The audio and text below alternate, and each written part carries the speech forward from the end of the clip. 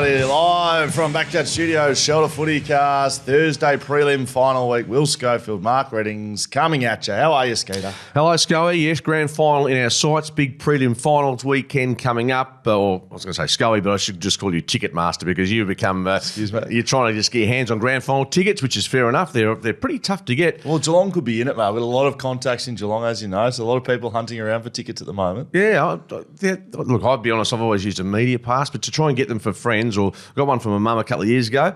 Luckily, got sorted through the West Coast Eagles. It cost me, I think, $660 or $680, which apparently is cheap. I don't know what is the cost of a grand final Do you ticket. get one there? Do you just say, Mark Reddings No, here, worked in the media? No, I have relationships with people there, and it was the people kind enough to So help you me. reckon I just text, do you reckon I just go to the top? I text Pikey? Pikey's got a few things on his plate at the moment. Oh, I what? thought just trying to put away a coach and maybe get a list that might be somewhat competitive next year. G'day, Pikey. Scully here.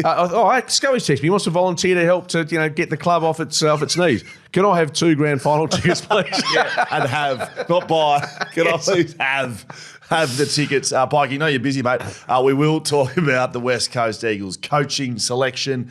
One of the guys in town, Stephen King, I believe, ahead of their prelim final. So we'll get into that in a little bit, Skeeter. Make sure you get your tickets to the Jack Buckley Medal, which is on Monday. If you're indisposed on your public holiday Monday, come down and talk shit and have a beer with us. Lots of shelters on tap down there. So just explain, because the Brownlow Medal is on Monday. Yeah, this is the Jack Buckley Medal. This is, and it's held before, after, in conjunction. And we mute the coverage of the Brownlow, and we take over and we control. We talk about things that are on the screen. We run through our own vote count for the Jack Buckley.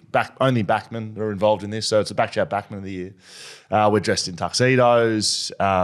With a little don't go and spend money. You can go grab something from the op shop, or I've had people suggesting they might be an arseless chaps.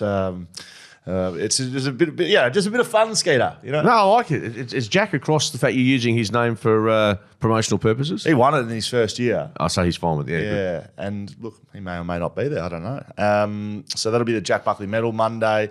We've got the final down at Subiaco Oval. Things ramping up there. So if you don't have plans on grand final day, that's going to be a huge show. They're expecting over 3,000 people down there. So it's going to be a big show right in the middle of Subiaco Oval. And make sure you get your tickets to San Cisco. They are coming to Shelter down in Busselton Friday, 8th of November. So make sure you get your tickets to that, Skeeter. Right, 10% off beers right now as well. If you jump on and you use Shelter FootyCast as the code when checking out for your beers for the Brownlow night or for grand final. Go and get some shelters at shelterbrewing.com.au. Skeet, let's start over here in the West. The Fremantle Best and Fairest last night. Everyone frocked up nicely. And apparently, yeah. You didn't host her or anything? No, I didn't get invited. So you know what? I'm a bit like you. I'll be honest here. I'm more than happy to sit at home and just put the tracky pants on and just have a quiet midweek just at home. Because we've had a pretty big year. But yeah, it was a big night. And Caleb Sarong, no real surprise having won an All-Australian jumper or jacket, that he is the first player, I think, since Nat Fyfe in 2014 to go back-to-back. So that's pretty rare company, and well done to him. And he spoke about not just the award, but also the desire, the pain that the players have gone through in the past few weeks to get back to business next year and right the wrongs of the past month. Yes, Caleb Sarong on 240 votes, one ahead of Andrew Brayshaw on 231, Hayden Young in third position, and Josh Tracy on 185.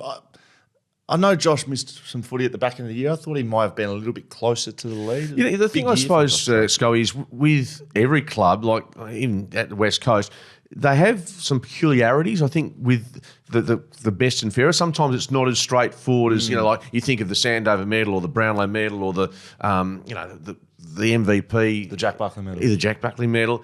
I think there's sometimes little nuances that go into it with regards to how many games you played and roles you played. West Coast traditionally has always been dominated by players that play every game. Now, some people will say, well, that's you should, to be durable and consistent and always there, well, you should be up in the running. I always have the view, and this is all best and fairest, not just West Coast. If you have a year like Josh Tracy has, and he misses 3 games at the end of the year, I don't think, I think we should be taking 2, 3 of your worst scores off so you can miss a couple of games, because it's such a brutal game now, mate. And you go and tackle someone and you cop 2 weeks for a tackle that traditionally has always been there. And then you can't win the best and fairest because you've missed those 2 games. Yeah, I do like systems that take away a few bad scores to take account of that sort of stuff. And then you get your very best player. Like for me, Josh Tracy's probably in the top 3 players this year for Freo. Yeah, but I don't think they've got it horribly wrong by any means. Yeah, they're close to the mark. And no backman in the top 4. No, I knew that you'd stink up about that. But so Luke Ryan being an All-Australian, that would be an argument you could put forward. Seagame 7th, Alex Pearce the captain 8th, Jordan Clark was equal 5th, but disappointing from Fremantle not representing the backman in the top 5, but that's fine. Staying on Fremantle, Matthew Boydell returned to Collingwood as an assistant coach. Yeah, he's been in charge of the defence for a while. So another rejig, and people online are talking up, they're falling apart. Changes in assistant coaching happens so regularly, doesn't it? The landscape changes year to year, doesn't it? Couldn't be more regular. Yeah, I reckon there would be every single club in the competition would have one change at assistant coach. And I'm going to throw this out left field. Does it open the way up for your old coach to come in? I mentioned this on radio the other day, and I've been pushing it, a long while since he basically left the Eagles. And he wants to stay in WA. Why would you pick up someone of Adam Simpson's footy say it. IQ? You think Adam Simpson, assistant coach at Fremantle? Say it. Absolutely. Say those words. Adam Simpson should be considered for an assistant coaching position at Fremantle. Absolutely, 100%. Right. So, and look, I sat at a function that you were at, I'm pretty sure, where he said, I don't have the ego where I have to go back to being a senior coach or being the number 1 man. He wants to stay in WA. He's mates with Justin Longmuir. He's mates with Peter Bell. I don't see why there would not be a reason why you wouldn't speak to him. And if it doesn't pan out, fair enough. But why not have a premiership coach in your system? That would be a big story. It's an obvious story. I mentioned this to Simon Garlick at that lunch. I said, Garlo, Simon. I was going to say, have you got Garlo's ear here? No, I've just said to him, mate, why would you pick this bloke up in terms of what he brings to the table, in terms of relationships? I mean, how do you think he'd go in that role, albeit he's having to... It would be difficult, to be honest. It would be difficult running your own side for as long as he has. But other clubs have done it. Brett Ratton's done that. He's back being an assistant coach, hasn't he? Yeah. I mean, there are guys, Justin Lepich was a coach. He's back being an assistant coach. I don't think it's a mountain that... It's not impossible. No. And if he wants to do it, I think, why wouldn't you look at Adam Simpson? Anyway, I've had my say. I like it. I like it when you're a bit strong on things, Skeeter. It's very good. Gets me a bit excited. Talking about getting excited, my man Stephen King in town, interviewing for the West Coast Eagles job. He was door-stopped at the airport. Thought he handled himself very nicely. Yeah, let's give Channel 10 a little tick here. They have a good week, Channel 10. They have. They had Jack Darling arriving back. They had Stephen King leaving Melbourne. Yep. I think it's Steph, the young lady from Victoria. Yep. I think she might be originally from Perth. So they would be getting it well done in the newsroom. Absolutely. Yeah, Lockie and the team would be, and you give a big kudos to those. Mind you, you've got to make the calls to the managers, you've got to be on top. And I've done it, you go, okay, which flight could he be on? And you try and work out. To me, and I know it's something. To me, it sounds like to me, and I'm not accusing anyone, but almost like, well done. That I reckon they must have an airport contact, and they do a scan, they see names, because we see this. It's not rare to see it. Such and such is in town or such and such is leaving. They don't just hang out down at the airport and turn the cameras on. They're there for a reason. Yeah, so, you're right, though. I used to have a contact at Qantas, which just gave me a bit of a heads up. But sometimes you're going, oh, no, there's a possibility. There's 5 flights. There's 3 flights coming around the same time, and you've got to go, which one's he coming in on? So, but well done to 10. And Stephen King, I agree. He spoke well. You've actually met him on a sort of off-the-cuff moment in Bali, I believe, but he seems like a nice fella. And obviously his record is good, and he's down to, I think there's 3 interviews. I think McQualter and maybe is it Skipworth who's come out of the pack to be the other contender are the guys that I think we're narrowing in on. If you haven't seen Stephen King's chat in the airport, and the reason I think this is important, Skeeter, so I don't know if you remember when I spoke about Ash Hansen. Yeah, I remember that. And I was a bit strange, and I don't think he handled that situation with Cleary. But to be fair, he didn't want to enter the process, so maybe he was trying to deflect. But yes and no. Like, maybe he's not quite ready, because for mine, Stephen King just answered like he was ready to be a senior coach. This is the media world we live in, and if you can't handle that. Even though I don't like those situations, it happens. If you can't handle that, can't stand up under a few questions, you're not going to make it as a head coach. He handled the situation really well. He didn't get asked anything controversial. No. He did what he had to do. He was polite. That's all you can ask. Guess what? Most of the time, they're not going to be any horrendous questions coming your way. Just answer them as sort of honestly as you can. And obviously, he said, look, my focus at the moment is Saturday afternoon against Brisbane in a prelim final. Could this be the only thing I've got right in the last 3 years? And I'll tell you what, if you do, this will be plastered over every frigging element of BackChat shelter. And it'll be like, the hero, the bloke that throws 1,000 darts and one sticks. Absolutely. You won't not hear about it. We're welcome to the shot at the Steve King FootyCast. You'll get a photo with him, and we'll just go with the man who bought Stephen King. It'll be King William. That'll be. You happy with that? Oh, you're happy with it because I'm just giving you some more promotional material, you dick. So Hayden Skipworth, who seems to have come from the rafters a little bit, and Andrew McWalter are the other two in the running, apparently down to 3. It feels like they should be pretty close to making a decision. I think within a week, I reckon. Why wouldn't you? I mean, certainly, it wouldn't surprise me if it's grand final week. That has happened before. Obviously, if Geelong gets in, it makes it a bit more problematical. But there's and I think what they're doing, if they are the 3.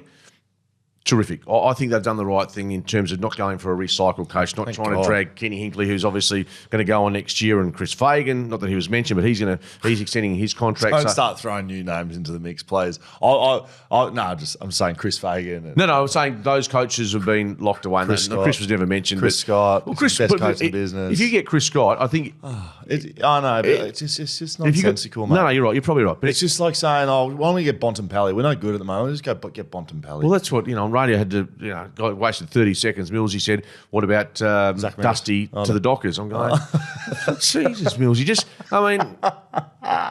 He's a St Kilda man, isn't he? Yeah, so he's this Zach Merritt thing that's gone on with St Kilda, this is a strange one. Well, not strange. Tom Morris has come out and gone very heavily on it, and then representatives of Zach has said it's never happened, and St Kilda have said it's never happened, and Tom's saying, yes, my sources say it has happened.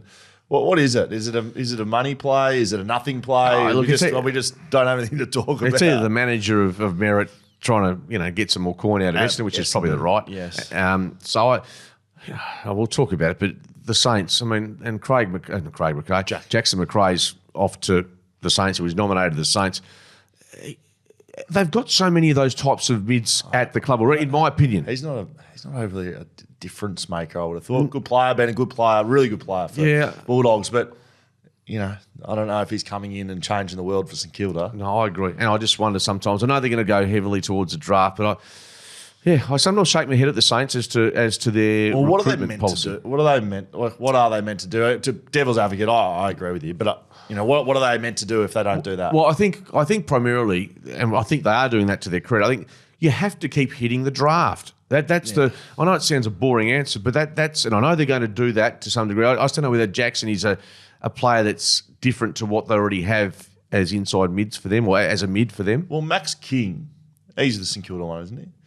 I've got twins, I've got no idea. So I don't know whether it's Max or Ben. Max is the St Kilda one. Max has just extended 6 years on the back of his deal, turned it into an 8-year deal. So, that's positive. That's huge. It's huge. For St Kilda. Absolutely. Sam Frost linked to Sydney and St Kilda, given that Battle and Barris. Makes sense. Finn Callahan. From GWS. Where's he going? St Kilda. What about Nick Haynes? He's on the way as well. St Kilda? I think St Kilda. Well, St Kilda's in the market. I can tell you that, whether they'll end up with them or not. Okay. I don't know. Fair enough. So there's a bit of movement around. I don't really want to turn into, this person wants to go here. Nah, it's a lot of paper talk at the moment. We did speak about West Coast Eagles and not having delisted any players on Monday. They have pulled the triggers there. The number 31 has become re-available skater. Jermaine Jones is out the door after his second club. So disappointing stint at the Eagles, I'd have to say. Terms of, he had some really good moments. Yeah. Potential was there, couldn't be consistent enough. We saw some really good games out of him, but we saw some inconsistencies as well. So I wouldn't say disappointing. He's at his second club. How many games was he a rookie at Geelong? I don't know if he wasn't a highly touted draft pick. I know that. I was so disappointed because I saw signs that he could really either develop off that either the halfback, that sort of, I'm not saying Lewis Jetta type, but someone who could really give some bounce off halfback. Yeah, but so he was thrown around. Was he thrown in the forward line? He's in his average team, so maybe I'm a bit harsh saying he's disappointed, but he certainly will be disappointed that it's come to an end there. And Jordan Baker out the door, so he hadn't played an AFL game, so we don't know too much about him. Zane True, for mine, is actually the most surprising out of these. Yeah, but you got to you have to make some hard decisions where the club's at. Yeah, but is that a hard decision? I mean, he's a young player who, for mine, looked to have improved this year. He was dominating the WAFL. He had a couple of concussions. He came in and played. He got injured in the first minute of a game. Like he's had opportunities, hasn't quite taken them. But for mine, he's actually improved. So, but do you think he's an AFL midfielder? Well, he could be. Whereas there'd be other people on the list that don't have a contract that you think, well, are they going to be the future of the club? They're probably not. He still probably, for mine, has a chance to. I wouldn't be surprised if you see Zane True go back to the WAFL and dominate. Yeah, just in brief, those decisions. Do you think it was made by Jared Schofield, say Don Pike, the new coach, if they have someone in mind who just to give their? I don't know. How would that work? When did they release those? A couple of days ago. I reckon it was yesterday. Oh, was it yesterday, was it? Stephen King in town yesterday? I don't know, maybe they just gave Stephen the keys a little earlier to the car that it's already his. Isaac Cumming exploring free agency. We know what's going on there. Nick Haynes doing the same. All of that. I don't really want to go through all those. Nah. I saw this. So we spoke about Dusty headed to the Burleigh Pavilion. To his up to the Miami sort of penthouse that he's got. So his former teammate and good mate from all regard, and again, we don't know either of these two from a bar of soap, but it sounds like they're a bit of an odd couple, these two, Trent Cotchin, Dusty Martin. Trent on his show, Channel 7 show, Talking Footy. And I quote, Dusty Martin is a 0 to 1% chance to be pulling on a Gold Coast Suns jumper next year. 0 to 1%. So I like it. I don't love it because he's given himself an out there. If it's a 0, it's a 0. Yeah. What's the movie? So I'm still a chance? yeah, correct. 0 to 1% chance. So I watched that. I watched the full thing because I heard that. I was like, I want to go see what he actually says. To me, I reckon he's spoken to Dusty. Something. Yeah, and he's trying to weave his way out of showing that he knows exactly what's going on. Yeah, and he sort of seems that it's a bit of he's sort of sounding like it's a bit of a marketing play from the Gold Coast Suns, trying to get their name into the lights, just talking about Dusty Martin. Yeah, look, I don't disbelieve that there's been discussions between Wayne Campbell and his management. I'm sure that's happened. Yeah, Dimmer, and obviously Dimmer as well. I wouldn't be overly disappointed if Dusty goes up there. I know you've painted the positive picture, which could well pan out. Bruce McAvaney, who we respect, I heard him speaking about Dusty and his best footy's well and truly behind him. I mean, obviously had a fantastic period winning the Norm Smith medals, etc. But which is true. Absolutely. We know that. Yeah, but in the last 12 to 18 months, did he look like he wanted to be part of it at Richmond in the last 12 months? Anyway, I think the most challenging part is the element you touched on with Trent Cotchin, who would know him better than any of us. Yes. That there's a very minimal chance that he'll return to footy. So that being said, I think most people expected him to play for the Gold Coast once that story broke, but now maybe there's a bit of backpedaling from someone, or maybe the story's been exaggerated to some degree. Jack Darling to North Melbourne, confirmed, happening, all good. All good for West Coast and North, I know you think it's good for North. Yeah, absolutely. I'm not sure. Yeah, I'm not sure. It's depending on what they're paying him and how many years. If there's 3 years there, you're kidding yourself. You don't have to go search around to see what's happening here. Like Jack literally just told us everything at the airport. His body's feeling great. He's going to play over 300 games. He's got a 2-year deal with the Trigger, by the sounds of it. So there's a possibility in his mind he's going to play 3 more years. Yeah, well, that's what he said. And what you see with Jack is what you get. So we don't need a press conference. We know exactly what's going on. I pissed myself. He's been a star for the club, and history hopefully will remember him as one of the great Eagles forwards, which he has been. I don't think it matters one iota that he hasn't played 300 games for one club. I don't think. No, it would have been nice, but that you don't have that. You know how I sit on he'll get to 300. Same with Gaffey. When your career's done and it's all said and done, there would be very minimal people that would give a shit, to be honest, about the 300. And if he plays 300, great. And if he doesn't, that's how it goes. But that being said, like I've got no issue with Gaff getting to 300 the way he did at the end of the season. He didn't get to 300. 278. Or 300 AFL Yeah, matches. see, what does that mean? Like, honestly, mate. You know what? It's just let him enjoy that 300. No one managed to get leg buys or buys. It's on the scoreboard. Just let that go. And then, of course, Jack, you think it's a good pickup for North. Yep. I think, seriously, Nick Larkey, he's their gun. And I know you're saying they're going to attract their best second, a really good defender. Well, he is. Yeah. Well, I personally. Well, who's going to play? Okay, no one. Well, you don't need an elite defender playing Jack at the moment. That's what I'm saying. I went through their goals this year, North Melbourne. Yep. Nick Larkey was in the 40s. Their next best key forward 84 was Bryn Teakle, who was picked up in the mid-season draft, who had kicked 9 goals. Well, that's average. So Skeeter. So how many? Jack Darling's kicked 22 goals this year. So how many goals would be a success for him next year? He kicks 20 goals, averages almost a goal a game. That's a great pickup. They don't have any. All this, we're taking away from developing these young players. They got Bryn Teakle, who's a ruck forward. They got Toby Pink, who's a backman that was put forward. He kicked 7 goals this year. They don't have anyone. This is why they're recruiting him. It's a good recruitment because Jack Darling can kick 20 goals. He can take 1 mark a game and kick it straight. At 700,000 or whatever, he should be getting. Is he on 700? Is he? Well, 800 next year, is it? 800. I was told it was $1 million. I wish I was on $1 million. I can tell you that right now. To kick a goal a game. Will Schofield, Mark. I might do that in the WAFL next year. Well, hey? I can't keep laughing enough at that. No one knows about it. We haven't told anyone. No, I know, but you haven't. I still can't. I'm just going to keep teasing it. Will Schofield, Mark Reading, show to FootyCast. Let's talk about these games coming up, Skeeter. We've got 2 of them, prelim final week.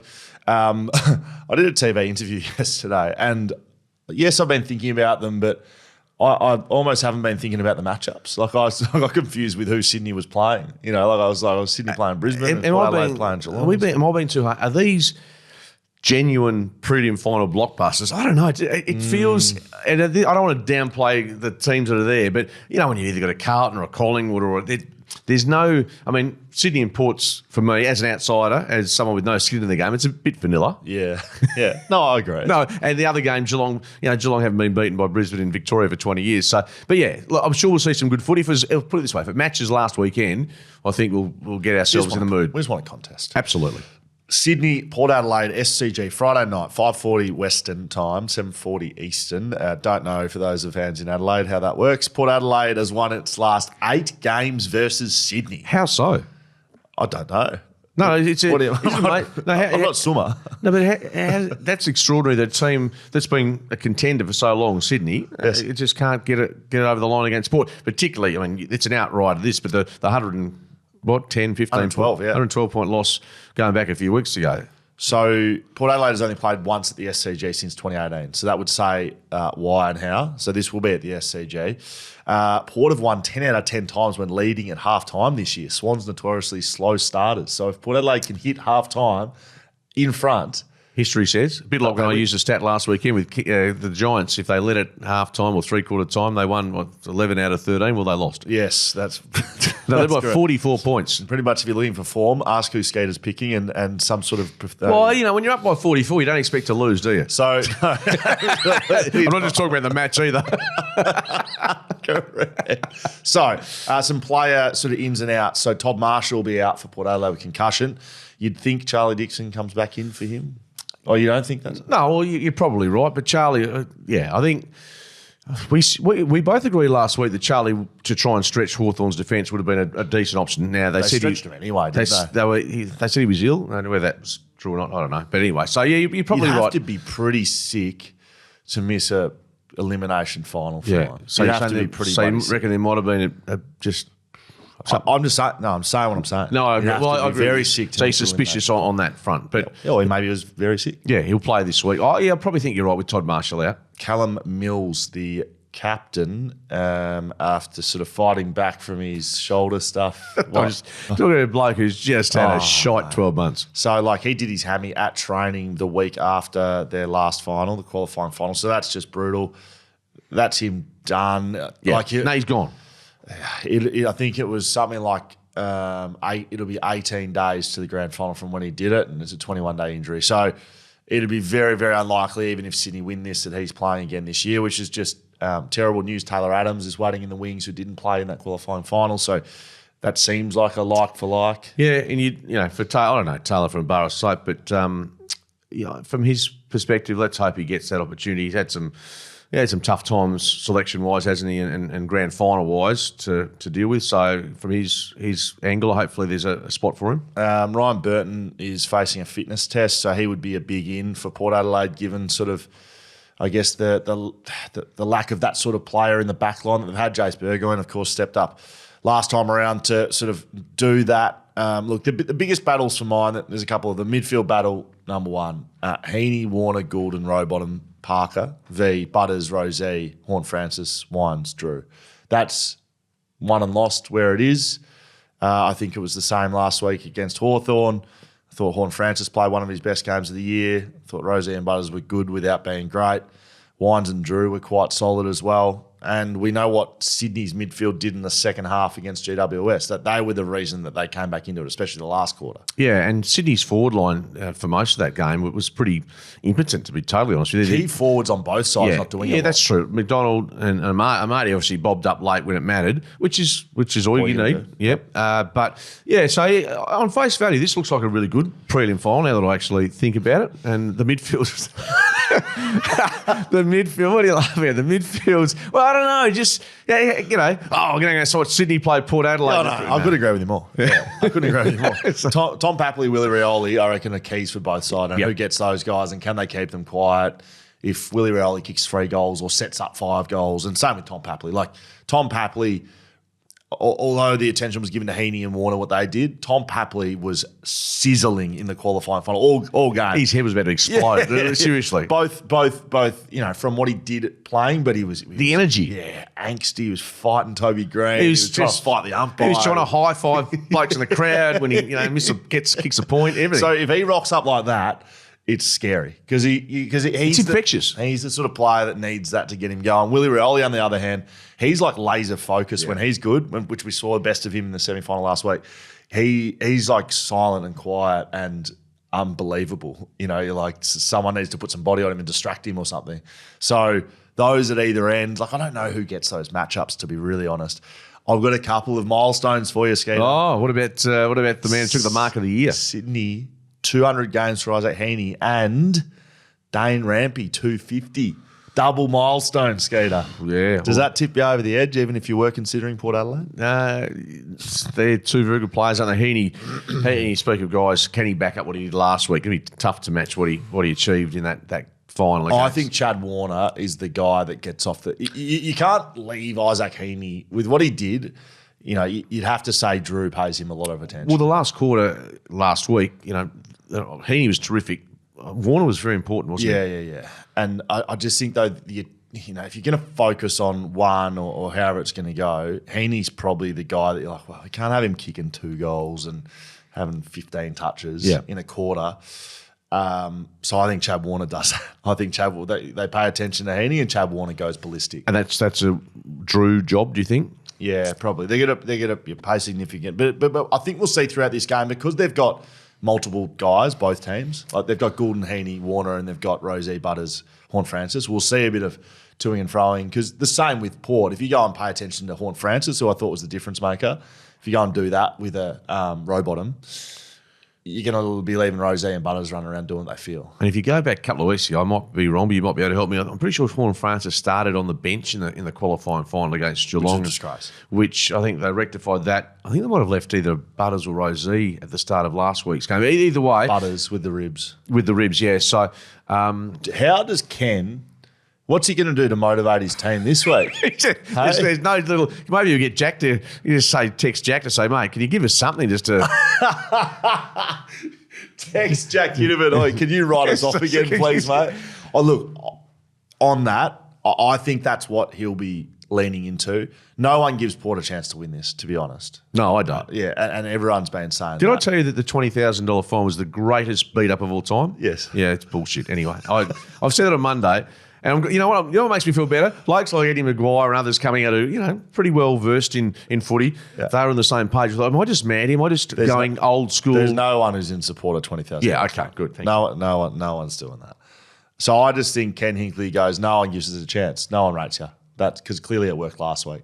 So I think they do that, and Sydney absolutely smash them by 10 goals. You think they win by Not by 10 goals. I think Sydney smash them. I think the emotional and physical effort they put in last week cannot be underestimated, particularly that just to go from the Geelong match to get up for the Hawthorn game, which they were, although you and I both tipped them, it was more a case of, look, just be competitive and try and show us something near what you did during the home and away season. They did that. I just think the next step is going to be, if they do, it'll be one of the great stories. We talk about finals narratives. This would be, now that Hawthorn's gone as the story, Port Adelaide becomes with Hinkley as the centrepiece.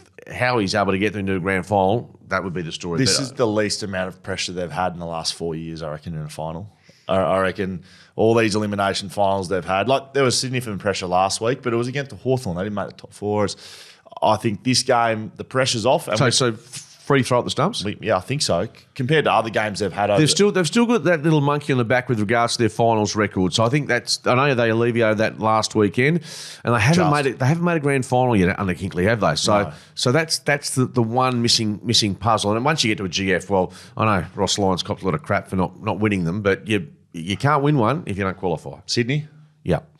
Geelong v Brisbane MCG at Geelong's away ground Saturday, 3:15 p.m. You say away ground, but mate, in all honesty, they're saying there's 90,000 tickets that have been sold. I can't believe. Now I might be misreading that on Twitter. Sleepy Hollow, mate. Sleepy Hollow. Well, that's huge numbers. So 90,000, it should be the MCG if that's the case. Yeah, I mean, there's going to be more than the 30 to 35 that Cardinia Park holds. Well, mate, 3 times that, given what the numbers I read. Now, I might be right. I was staggered when I read 90,000. They'd be circling the wagons down there in Geelong, mate. They'd have Packington Street. They'd be up and down. Really? They'd be flames. No, it's not. I would have thought just be, mate, this team has done this for a decade. They've been brilliant. Yeah, but Geelong, mate. I know. Like when they're going well, it's, people will be streamers and flags, and I'm a Geelong person. But there's no greater supporter than a Geelong person when Geelong's going well. But they're always going well. They're always in prelims, and look, it's a credit to them. They're a super club. I will start with this.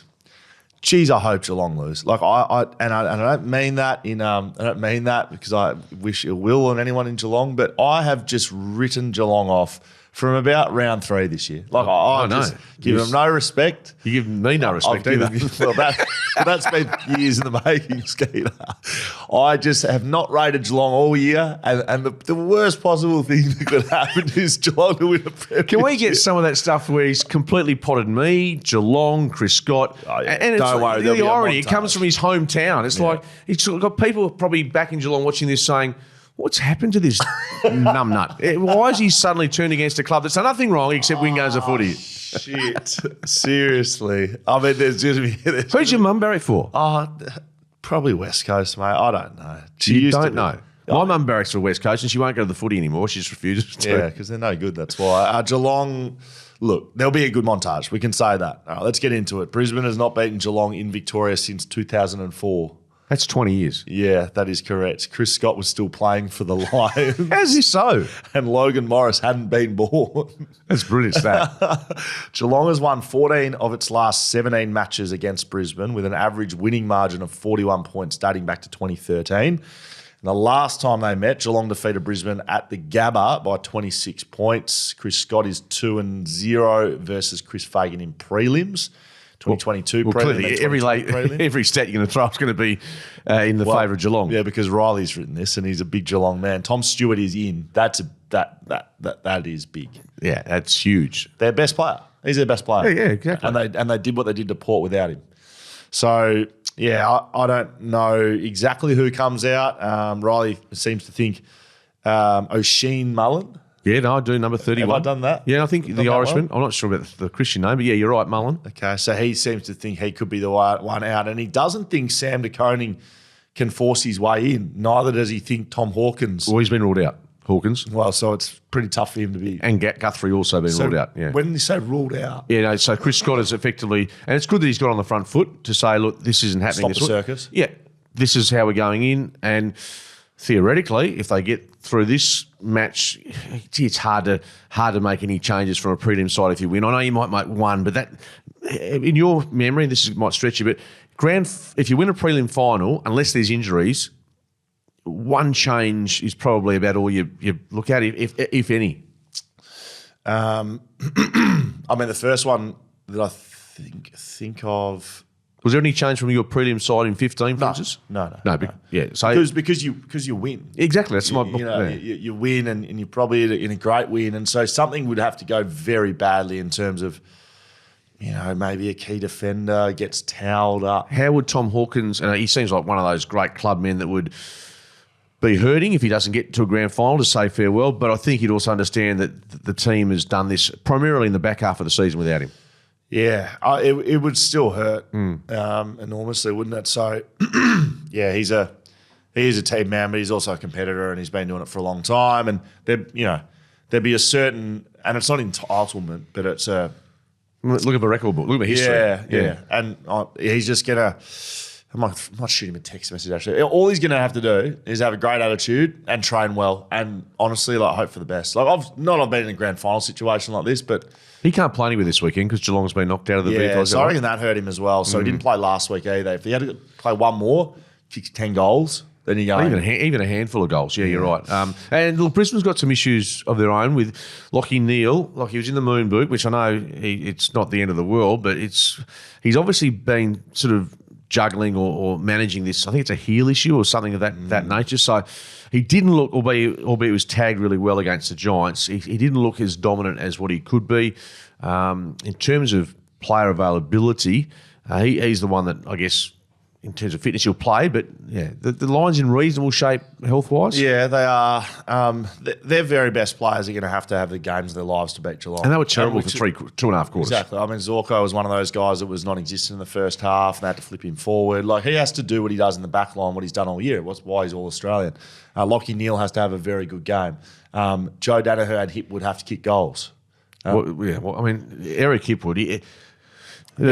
Joe came good late against Sam Taylor, and it was a critical contribution. And again, you're saying that's all you have to do, but I think you need a more consistent output through the course of the match from Hipwood and Danaher. That doesn't mean kicking 5 or 6 goals. It means being competitive, halving contests, bringing other players into the game, which at times I think the Lions forward line looked to me a bit selfish. Yep. And that's a bit harsh at times, but as if they need to win the game off their own boot. Yeah, I don't know how their mindset will be, Brisbane. Whether they they're looking at this as they're underdogs, a bit like Port away from home. Yeah, and Geelong, for them to lose, do they get ahead of themselves? Brisbane's had to play a couple of weeks in a row, had a tough win last week. I'm just looking at ways that either side can probably do what we don't think is going to happen. We think Geelong's going to win this, but for Brisbane to win, how do they win? Well, They play that probably fast footy that we're used to seeing in a pressure game. Like finals footy, it doesn't particularly matter what's happened during the year. It doesn't particularly matter what's happened in the games. It particularly matters about how you rock up, how your mindset is. Can you play a role? Can you do the little things? Can you be desperate? Can you last that for 4 quarters? There's probably going to be moments for players. So can players make the most of those moments? Can you be clean?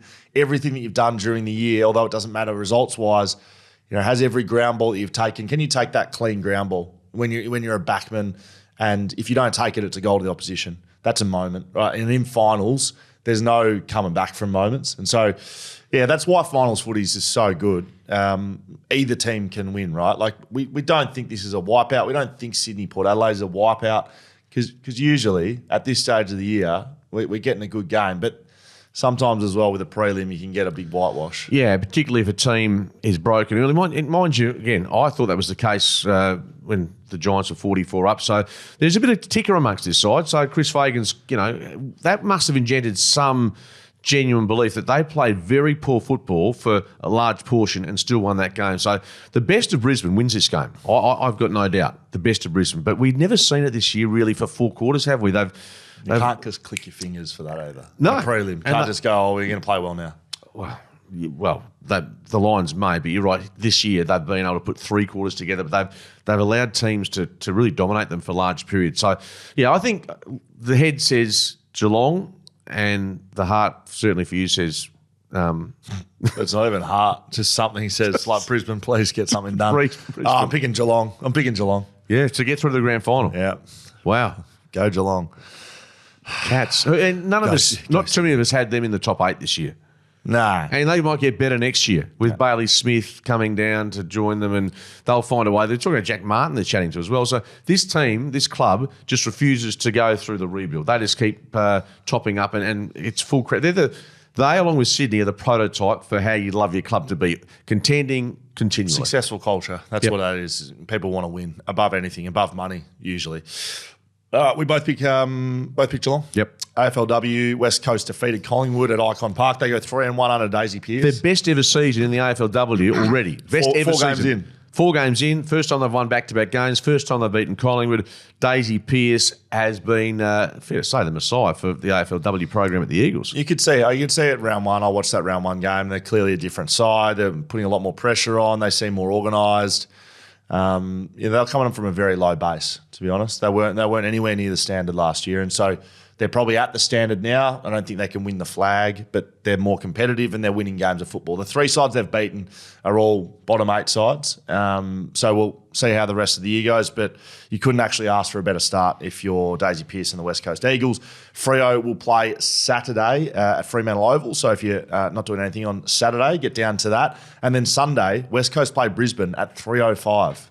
The WAFL Grand Final starts at 3:20. That's the most bizarre scheduling I've ever seen. Oh, well, they're trying to compress the AFLW season. Also, compress it and put it at 1 o'clock or 11 o'clock or 10 o'clock. I Do couldn't whatever you agree like. more. What are you doing? What are you going up against a grand final in the state I mean, if you're trying to attract eyeballs to the AFLW, the numbers, and I had this discussion this week in brief about the AFLW season. It isn't in the right spot at the moment. And I know, having spoken to a bloke that used to coach at AFLW level, a head coach, he said, you know what, the summer program, the summer schedule, he thought worked better in terms of, at the moment. So when? Well, the summer. What's that, December? Well, Jan, it was essentially, he said, like the NBA. Basically, you work through, you have a mini break, but come January, late January, early February, people started to talk footy again, and that's where you get your dose. Lead it into the start of the AFL rather than cop it at the back, and everyone's exhausted and over. And you're looking at the men's competition, and you're drawing comparisons with either the AFL, the WAFL, and let's be honest, they're still going to attract more people TV wise and at the ground than a game of AFLW in the early part of the season. So I think the scheduling is wrong, but you're right, they're trying to compress the fixtures. So that's not ideal, and there's some clubs playing 2 or 3 matches in 11 days. Well, West Coast has been one of them. They lost 1-1-2. The WAFL Grand Final, I wouldn't mind spending a little bit of time on this one, Scott, if that's okay. I'm excited about it. East Perth, Peel Thunder, 2 of my old teams, so split down the middle with this one. Yeah.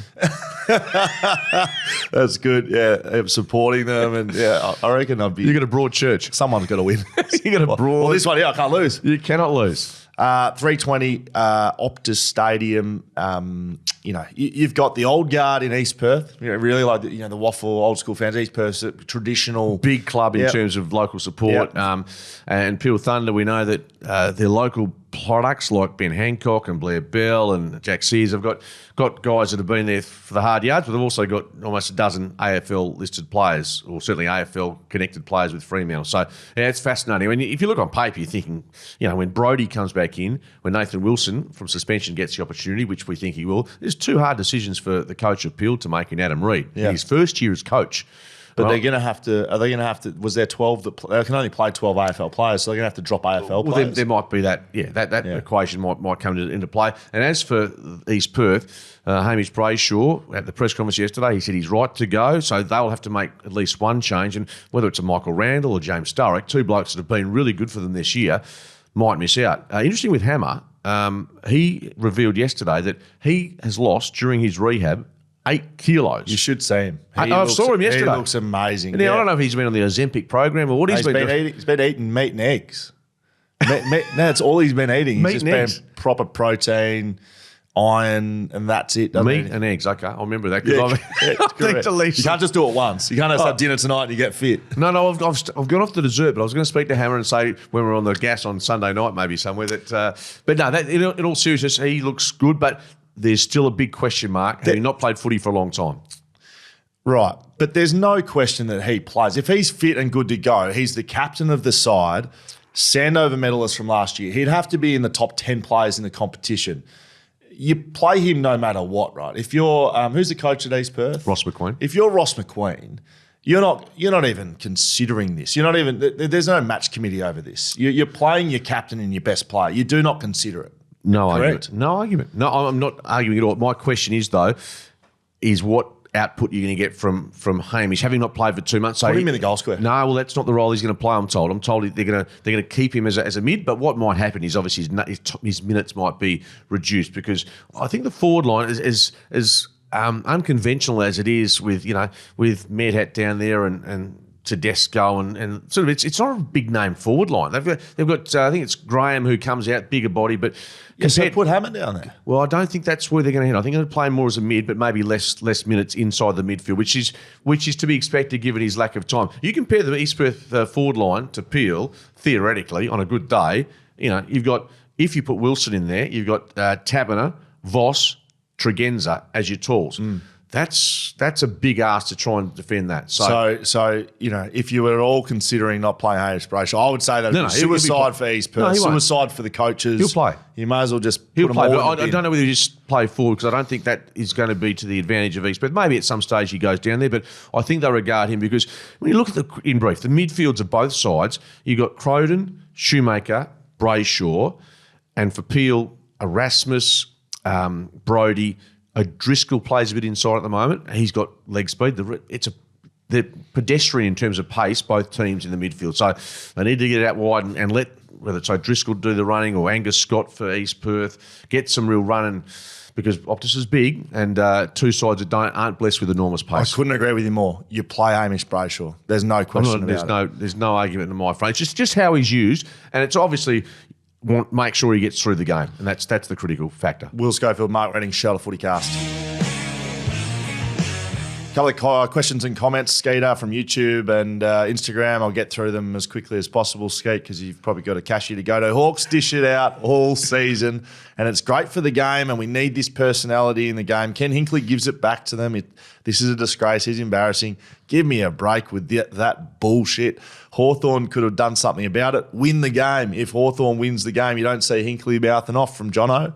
Jono, you are 110% right. I agree with you, brother. And I just think whatever you said then, I listened to it closely. That is how I summed it up. The only issue with this situation was Hinkley's timing. Of course, he and Port have to give it right back. But at that point, after a great contest, you should be shaking hands. The game is over. Don't kick someone when they're down. Lacked class from Jack. Thank you very much, Jack. Which is also a valid point as well. But as I said, I think the fine's excessive. I think what Ken did, timing wasn't spot on. It wasn't a great moment, but gee whiz, let's go back to being the most boring competition in the world.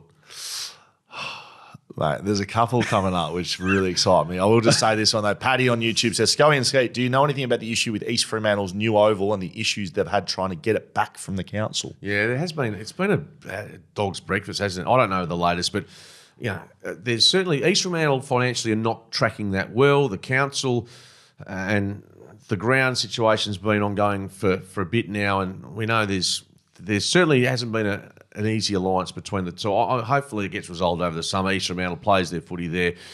But yeah, it's been, for a proud club, they've been at odds with too many people for too long, and it hasn't helped Bill Monahan and his team with training, and certainly hasn't helped them with regards to having a home ground they can use every second week to host matches. Scully, is that a West Wetsuits table from Jacob? Yes, it is, mate. That is the in-laws, and we've taken that from the boardroom, so that is what we're operating on here, Skater. We've had that for a while, haven't we? Surfing culture. We have surfing culture here in Western Australia. Hi, boys. Surprise more hasn't been made of the Sydney Geelong going from finishing outside the 8 last year to hosting a prelim this year. Kind of glad there hasn't, though. So Geelong definitely missed the 8 after winning the premiership. Well, there you go. The AFL makes no secret of how it manipulates the draw, so the top 6, middle 6 and bottom 6 play each other more frequently. Essentially, Sydney and Geelong finishing in the middle 6 last year means they've had an easier draw than Brisbane and Port and GWS. Be interesting to see how that impacts Collingwood or Hawthorn next year, given their change in ladder positions this year. What do you think? Geelong played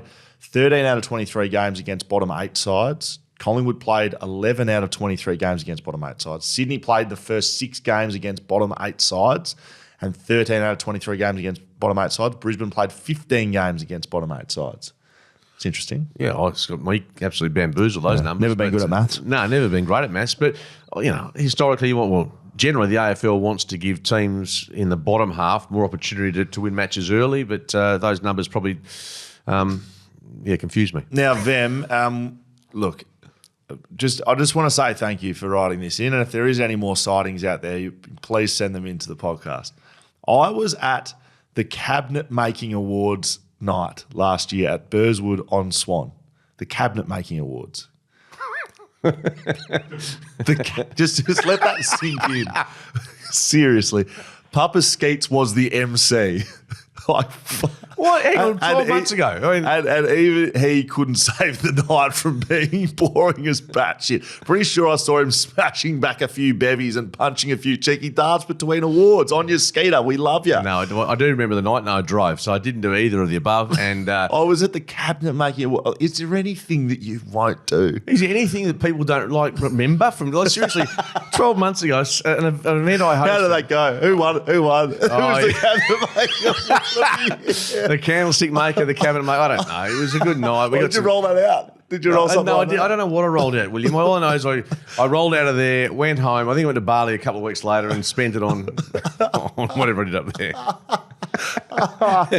Skate, looking forward to a big weekend of prelim final footy. That is as good as it gets. If you haven't seen Mark Reddings out in public doing gashis, I would like to know about it. Mate, have a great weekend. Yeah, you too. I'll see you at the footy on Sunday. Now you're going to watch the WAFL. You're going to get a couple of... Have a good call in the grand final. Thank you so much. Looking forward to it. It's my 10th, by the way. And Glenn Mitchell is going to do his last call of WAFL grand final on TV. So he's been doing it for 100 years. You get a medallion for the 10th? I didn't know it. You know who told me that? Paul Persick. He told me that. I had no idea. I'm serious. Show FootyCast.